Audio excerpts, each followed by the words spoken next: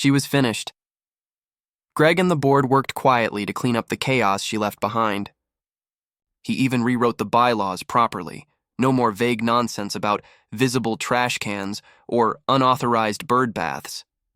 The new version was fair, clear, and actually reasonable. The neighborhood calmed down. Lawns grew without fear. Mrs. Lopez started baking cookies instead of spying. Peace had returned, but for me it wasn't quite over. A month after Carol moved out, I found another envelope in my mailbox. No stamp, no return address, just my name written in that same looping handwriting I'd come to recognize. Inside was a single piece of paper. No threats this time. No photos.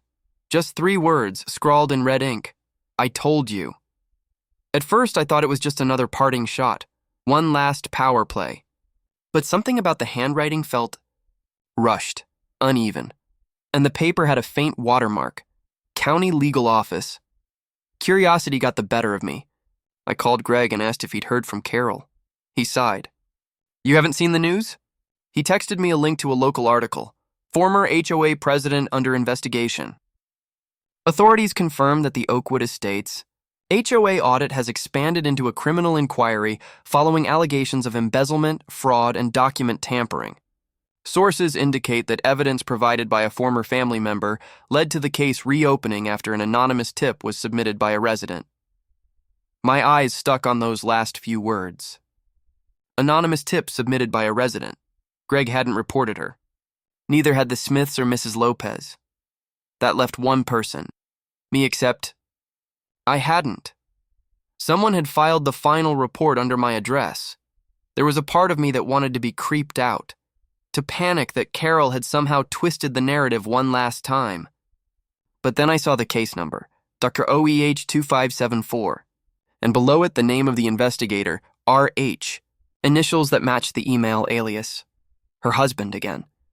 He'd sent everything to the authorities. He'd used my name as a shield. And that I told you note? It wasn't a threat. It was a warning that she wasn't the only one who'd been watching me. I didn't know whether to thank him or change my locks. The next HOA meeting was surreal, calm, friendly, almost boring. Greg smiled when he saw me and raised a glass of lemonade in my direction. You know, he said, you could run for a board seat now. People actually trust you, I laughed. I think I'll stick to my bird bath. After the meeting, I walked past Carol's old house. It sat empty now, the swan fountain dismantled. The grass already overgrown, a fitting irony. The same clipboard tyrant who once fined people for an uneven hedge had left her own yard to rot. But as I turned to head home, something caught my eye, a flash of white against the dead grass. A tiny piece of laminated paper fluttering in the wind. I picked it up. It was an old HOA violation notice, the same kind she'd used to torment half the neighborhood. But the section number was handwritten this time, in my own penmanship. Section 9A4, Residents. Must maintain community harmony through appropriate behavior and mutual respect. I laughed so hard I nearly dropped it, because I'd written that line myself, as part of Greg's new bylaw revisions.